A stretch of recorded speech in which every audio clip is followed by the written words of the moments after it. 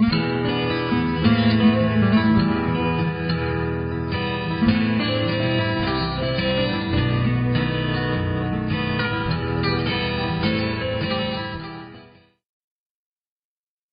to Of Mooks and Monsters. I'm Rob Ward. And I'm Tim Niederreiter, and this is episode 92 of the podcast. And this is the element of surprise. A lot of times in the RPGs, we have to keep our players guessing. And surprising our players is a tough thing to do. Why is it so tough to do? Because a lot of times we have an idea. I'm just going to go talk about... there's this YouTuber named Puffin Forest. And I was watching one of his episodes in which he was, the first time he was DMing a Dungeons and Dragons campaign. And there's the running joke is that this one person's like, oh, let me guess. Someone took her son and now she wants us to find him.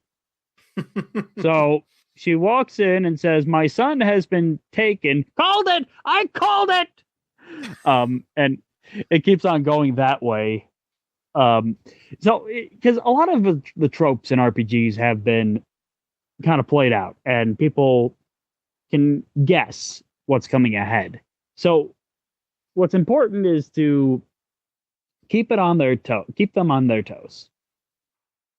Absolutely. And I think it's really important to do that. And one of the ways I think that's really good to do that, I'm going to just start with this, is that this is a big one. This is kind of the most extreme way to change a game so that it becomes unpredictable, is to change who the players are in the game somehow. Like say, you don't tell them who their characters are or whatever, but you change their role somehow in that given scenario by saying, maybe you're bounty hunters or you're cops. And suddenly you end up, instead, you end up in a scenario similar to the Pablo Escobar Narcos kind of thing, where the drug lords now kind of run the government. So you're no longer the arm of the law. You're actually kind of vigilantes. That's like the twist that recontextualizes the whole game, and it can really throw the players off more traditional twists, if that makes sense. Yeah, absolutely. Taking your position of power or your just position and turning it on its head is a great way to keep your players guessing and keep your players in a different mindset. Because a lot of times in Call of Cthulhu, especially, people will be like, oh, I'm a biologist. I'm a scientist. I am a librarian. And then some weird thing happens, and now they are thrust into heroic daring do, even though these are people that are totally not qualified to fight monsters. Yeah. But their skills allow them to, research and find out how to end this existential threat. Another great way of doing it is, well, let's take the Savage Worlds campaign we play. I'm a biker, and I'm stuck on this alien world. Yeah, nary a bike in sight. Exactly. What the fuck do I do? Yeah, that's a good point. That kind of thing where the fish out of water, absolutely. Where you take away something that the player was kind of thinking they might have a chance to use. I'm not sure if you were ever really thinking that in that game, but where your character would definitely be used to riding a bike and tuning and fixing bikes and going to bars and stuff. And now you don't have any of that. There's almost no options for that kind of thing in that scenario. So exactly. So it really that's a way of keeping the surprising element on it. But if we're doing something a little more close to home, like a plot point,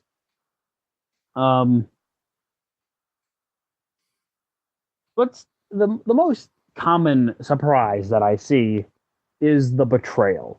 Yep. Like someone betrays someone about something. Fetch me the crystals. Well, if you're going to have someone say that, number one, don't make him sound like a creep. Number two, maybe like there's already an inkling like, okay, this person is not, on the up and up. So if you do fetch the crystals and you do give it to them, maybe they turn out to be a good guy. Yeah, well, And that's there's the someone else that's untwist actually a kind of bad thing. guy. Yeah. Yeah. Look at Beauty and the Beast, the Disney film. Gaston is what your typical hero would be, and the Beast is your typical villain. But Hmm.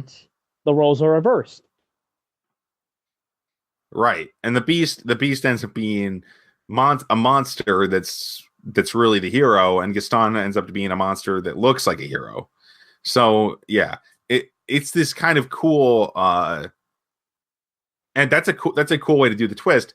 But one of the plot point twists that works very well, as opposed to doing the betrayal, which I think the betrayal is one of the most overdone twists in any game, because Oh yeah. but the reason betrayal is done so much, I think, in video games and RPGs is because you get to see a little bit of the people of the characters who are going to be the ultimate villains early on, and that's a good storytelling technique, getting the hero and the villains thrown together in some ways from before they realize they're enemies, so they're not just at each other's throats the entire time. But one of the best things about now, one of the better twists to that, to the betrayal, would maybe be that the person is going to betray you. They're a bad guy Mm. from the beginning. Also, if you have enough reason, you just give the PCs enough reason to want to get the job done them anyway.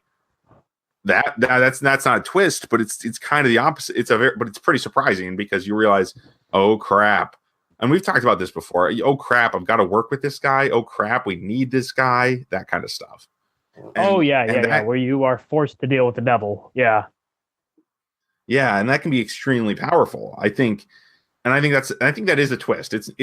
I think twisting early might be a good way to just go at it. And that's kind of what we've been talking about so far. Is if you twist it early enough, it recontextualizes everything and it throws the players off kilter.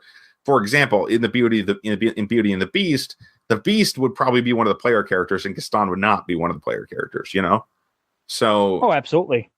I mean, If if there is more than one player character in Beauty and the Beast is probably one of them. I, So I would probably say Belle is the second one. yeah, definitely. Um, so so it becomes obvious that the Beast is not a bad guy, kind of thing in that situation. So, but the twist that there, and so in some ways you don't really need twists. That's not saying that you shouldn't have some occasionally, because once the Beast is a player character, he just has his enemy, and that's kind of obvious. It'd be the guy who wants to look tough and wants the girl and that kind of thing. So, Oh, absolutely. yeah, The really tortured hero. Yeah, but I would say also, here's a technique that I learned from improv. There was a improv teacher in Chicago named Del Close, and he was really known at. There's a book about him called Guru, and Del Close was a brilliant improv mind because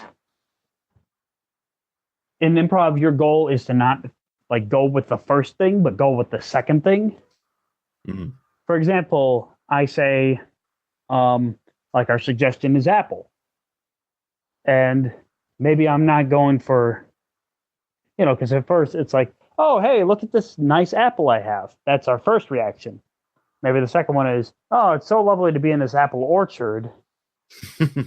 Del Close would go to like a the third or fourth thing on Yeah, his now mind. I'm an indentured servant in an Apple factory. Apple Factory or Computers. oh, hi, it's Steve Jobs. Oh yeah, exactly. Yeah. Yeah, and go with that. So a lot of times people, when they're coming up with a story, they go for suggestion number one, the first thing that pops in their mind, which is not always bad.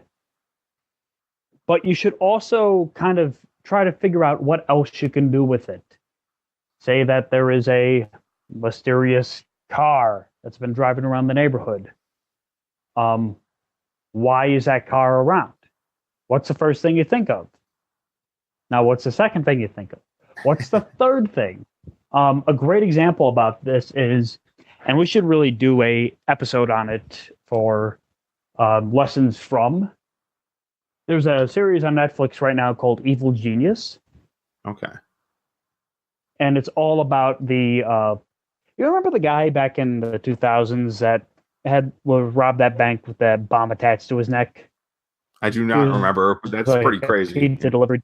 Yeah, he was a pizza delivery driver, and he apparently like someone stuck this bomb on his neck, and he robbed he robbed a bank, and the bomb later blew up. Mm. So that is a very so you think you trace it back to who put the bomb on the neck, but this series really delves into the complexity of the case and the all the suspects in it. And it's Okay. such a complex and it's such a deep plot with all these different characters that are just very intriguing that people like true life is stranger than fiction because no one's got to think about this. It's just a really fascinating, really complex story. And I think adding those layers of complexity will add to it. You don't want to make it too complex because then you just drive people away. But you just add a little bit more to it. Right. And it really adds a nice flavor to it. Yeah. I really like what you're saying there because what you're saying is make it deeper almost, and then the twist can be more interesting. So on one, first off, you get the unpredictability by saying, our premise isn't going to be the same, what you'd expect necessarily, and then there's the unpredictability of the situation or of the developments, which is like, we thought, we started out in the apple orchard, and now we're, but instead of picking the apples, something else is going on, or maybe we're chopping down trees, or the orchard is on fire now, or something like that. You could do something that's not as expected. Now, there's the tricky part with doing something that's not as expected with a premise. Once you have the premise, making the twist something that doesn't totally invalidate the premise. Maybe having the orchard on fire is one of the ones that invalidates the premise. But, if you do something that makes it's kind of the yes and thing from improv, instead of saying no, no, that's not what happens. You just say yes and this other thing it happens that I'm going to suggest, kind of thing. You don't counter what the previous person said in improv, right? Well, you don't want to negate one of the big thing is because it's very easy to say, "Hi, Grandpa. I'm not your grandpa. I'm so and so." Right. It's very easy to do that, and it gives someone nothing. It gives your partner nothing to work with. Being able to work with that, because you don't want to just come out of left field and be like, "Oh, hey, there's this thing going on." You want to make sure that there is that your players don't feel like they wasted an entire session chasing these red herrings all the time. Right. When in the pursuit of the red herrings, you want to give them a little something to work with, more clues that will lead them into the place that you want them to go. Often or not, GMs think and I'm guilty of this too. Oh boy, the players are going to do this thing, and then they're going to realize this thing, and the players do something totally different. And it's like, well, fuck. What do I do now? Yes. And that's the kind of thing, like when the players throw a twist at you, that's the funny thing about RPGs, is that you're not the only, as the GM, you're not the only person who can throw in a twist. The players can throw in a twist by saying, no, I'm doing it this way. Or no, we don't care about the stolen children. I mean, which is maybe not great playing. But on the other hand, if you as a GM, it's kind of your job to make them care about, say, stolen children or whatever. But if the players, but if the players are running into trouble with, or the players running the opposite direction from what you've set up, then you can throw in a twist tactically to kind of get them back on course somehow. But don't do it in a way that negates what they wanted to do. Use that improv idea.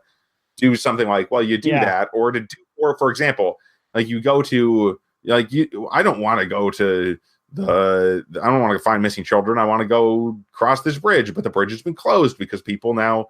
I mean, this is kind of negating, but whatever. I want to go to the next town over, but the people are searching. So a mob has chased you down if you try to leave town because they think you are the one you're behind stealing the children now. And now he's like, now we've got to get those children back to clear our names, kind of thing.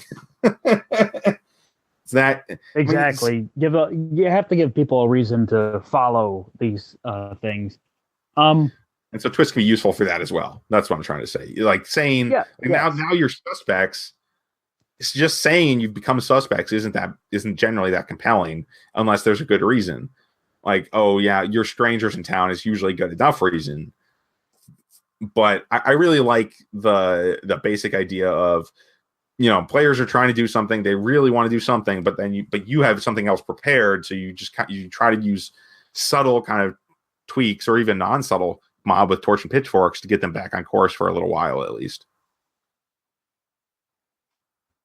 I think also in the delivery itself of the surprise, that it should, and this goes without saying, but I need to say it anyway, it should make sense. Yes. The like your ally that has betrayed you, there's got to be a reason they betrayed you. Right. Because it just doesn't make any sense for them otherwise. Yeah. If someone changes sides, you need to let people know that there's been that inkling in their mind since we started. Mm-hmm. Like something is going on, and maybe it's a turned loyalty. Maybe it's a betrayal that they suffered. Maybe an ulterior motive that they had all along that you just didn't think was strong enough, that the players just were convinced was not stopping them from helping. For example, or something that the players knew about, like this character's betraying them, had a sibling who was captured by the Dark Lord or whatever, if we're talking fantasy, and then they turn traitor because they realize they can get their sibling back that way, for example. That's a twist, but it's a twist that's well prepared for if we already knew the sibling was missing, even if we didn't know the Dark Lord had the sibling, right? The Dark Lord could reveal it, and then betrayal happens. And also, I mean, timing is important in these kind of things, because if you're dealing with a situation where an NPC has to suddenly do something different, has to suddenly be a different character or change what they were doing, you need to show that as being motivated. And therefore, you kind of have to foreshadow it, just like you would in fiction. And you have to set up that stuff in advance. Or at least the possibility, right? You don't have to say, like, well, if you set it up too heavily, this is the trouble. Like, this is the very difficult thing about surprises. If you foreshadow too heavily, you run into, well, that was obvious. But if you don't foreshadow enough, it runs into, that's implausible. There's a middle ground, and that's where you kind of have to operate. I think one of the going to video games, to use this for an example, there Age of Empires 2, the Conqueror's expansion, there's the first mission as the Aztecs in their campaign. The first thing you do is you go around to your allies and call them to war, and they're very reluctant. They're very like, fine, we'll work with you here, and then, because you go in and you build your army and you beat this, you go and fight this other tribe, this other civilization. Yeah. You destroy them, and then your allies go, well, now that we got rid of them, what do you say we take on these Aztecs? Agreed. And your allies both change to enemies, and you're really in an oh fuck moment. Like, shit, I should have not put my bases so close to theirs. And then you get a little, then you have to fight them. But they put that inkling in there that these people really don't want to fight with you. But it's in their best interest to. And now that the bigger threat is gone, you're the next threat. So I Right. feel that that was a good way to, allow people to see that the gears turning Yeah, and and they were pay already off. kind of reluctant to help you. They weren't the best allies in the world in the first place. Exactly. So it's not unbelievable that they turn on you. Yeah, exactly. That's a great example. Anyway, as far as making twists satisfying, that I've said about my piece about that. Do you have anything else, like any other lessons from improv you want to share?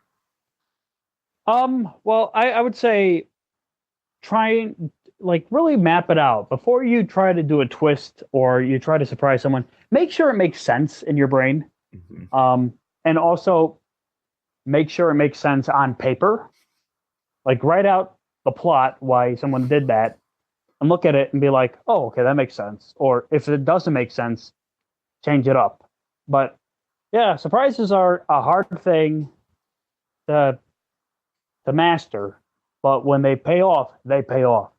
Well, this has been a Mooks and Monsters. You can find us at mentalcellarpublications.com. You can email us at podcast@mentalcellarpublications.com. You can find this podcast wherever podcasts can be found, Stitcher, etc. You can find us both on Twitter. I'm at StageHat, Tim's at Teenager Rider, and you can like us on Facebook. Thank you Right. very much for listening. Yeah, thanks for listening, everybody. Talk to you next week.